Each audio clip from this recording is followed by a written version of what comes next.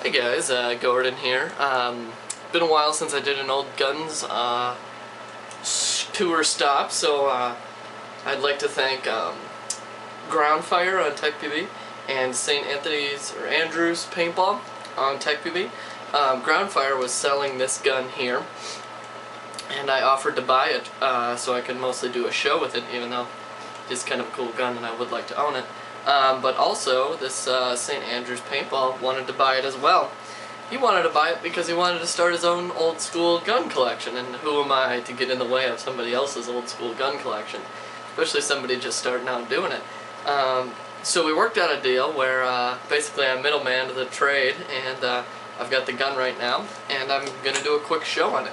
This is a Bob Long Defiant. I have notes because this gun has lots of things to cover. Came out in about mid-1999, early 1999.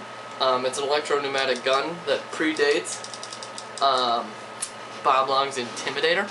It was designed by Bob Long and Jerry Dobbins, and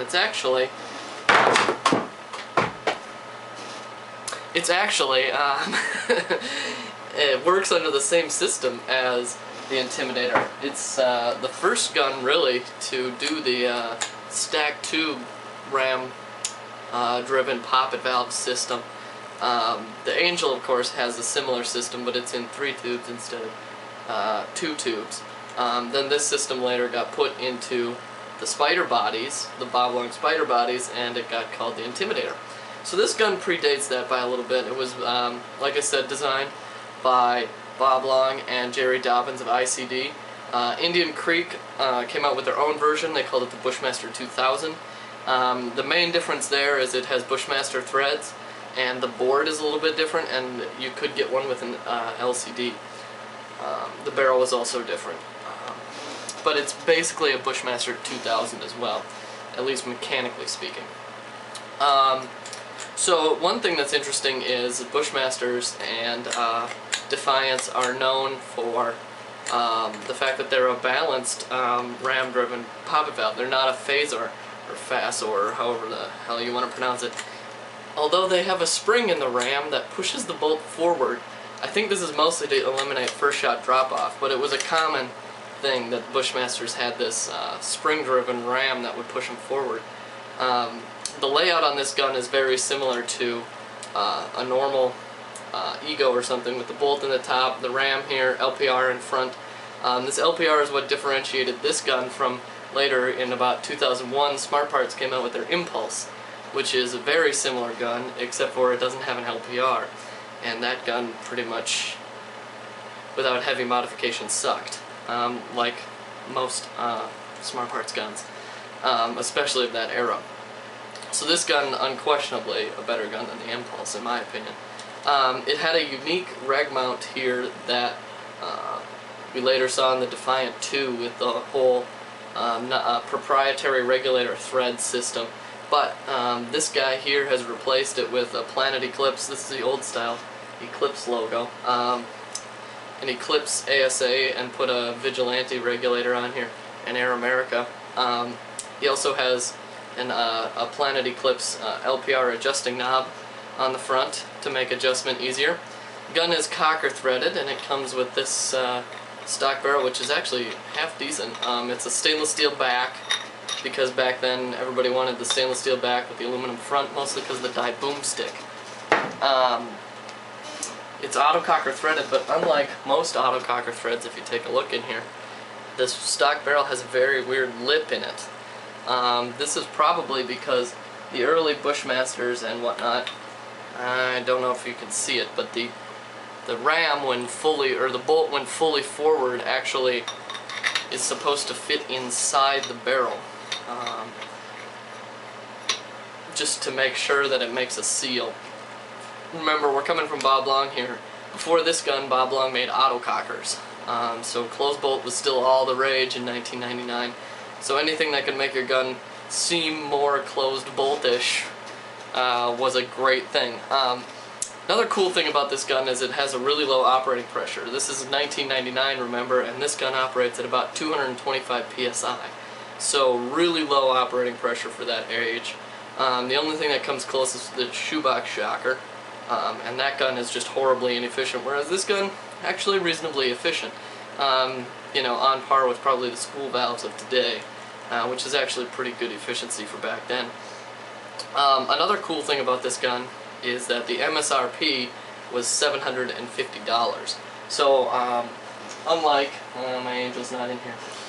I consider this gun and my Angel LCD, because they both came out at about the same time, 99, 2000, to be kind of like the Planet Eclipse Ego and the Vice of their day. So, you know, the Ego's got everything going for it. It's got every little adjustment, every little thing possible, and it's about a $1,200 gun. The Angel LCD was the same way.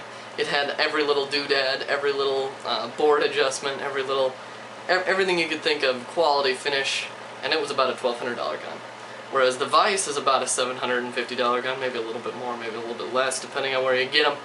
And it has 99% the features and shoots just as well as the Ego at 2/3 the cost. And this is a similar thing, where it's a little bit taller than an Angel, but it's about the same weight. And it has about 95% of the features of the Angel, but it's just not quite that fit and finish that you expect from a really, you know, a super gun like that. So, yeah, I consider this kind of like the Vice, and you can see Bob Long's design philosophy in the way that he made this gun, and then later the classic Intimidator is kind of the same way. Both nice guns, obviously, for their day. This gun has a low-rise feed neck on it, which makes it much more usable in my opinion. It also has a double trigger here with finger grooves, and one thing that I really like about this double trigger is you can get a finger in behind the trigger, so you can one finger it if you want to, which is nice. This thing kind of has a spongy-ish trigger. It's not the greatest for walking, but you can see it walks pretty decently fast. The original board has 3, 6, and full auto, up to, I want to say, like 13, 14 DPS, so plenty fast for its age. And actually this gun, just an overall nice piece of machinery. This one isn't in the greatest of condition, but still shoots nice, doesn't leak, reasonably fast. You can pick these up usually. The Bushmasters are a lot cheaper than the Bob Longs usually, because ICD threads are a pretty dead threading, whereas autococker threads you can still find lots of autococker threads. But the Bushmasters usually go for, maybe a nice one would go for 140 or something like that. These are usually under 200 or so, depending on the mods. So they're just a nice old school gun, kind of tall, but you can see this gun is set up, you know, like almost exactly how I talked about in the Angel show, where it's kind of made to be shot from kind of an upright kind of position. Nowadays we like hunch into our guns, but this is made to be shot in a more upright type system. It's actually not too bad. I would, if I was using this one officially, get an on-off ASA or a direct mount or something, but it's a great gun overall.